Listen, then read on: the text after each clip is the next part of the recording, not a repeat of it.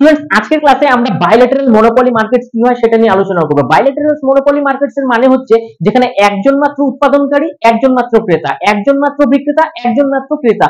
তো এই ধরনের সিচুয়েশনস যখন মার্কেটে দেখতে পাওয়া যায় তখন তাকে বাইলেটারাল মনোপলি বলে। দুজনের কাছে সেলিং পাওয়ার রাইট এবং পারচেসিং পাওয়ার রাইট এটা মনোপলি হিসাবেই থাকে।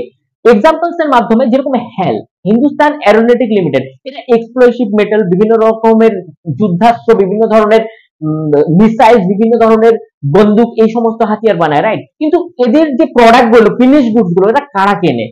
সাধারণ মানুষের পক্ষে তো এগুলো কেনা সম্ভবই নয়, তাই এগুলোকে কেনে হচ্ছে গভর্নমেন্ট অফ ইন্ডিয়া, একজনই কাস্টমার। তো এই ধরনের মার্কেটে এই ধরনের একজন ক্রেতা একজন বিক্রেতাকে যদি আমরা দেখতে পাই এই ধরনের পরিস্থিতিতে, তো সেটাকে আমরা বাইল্যাটারাল মনোপলি মার্কেটস বলবো।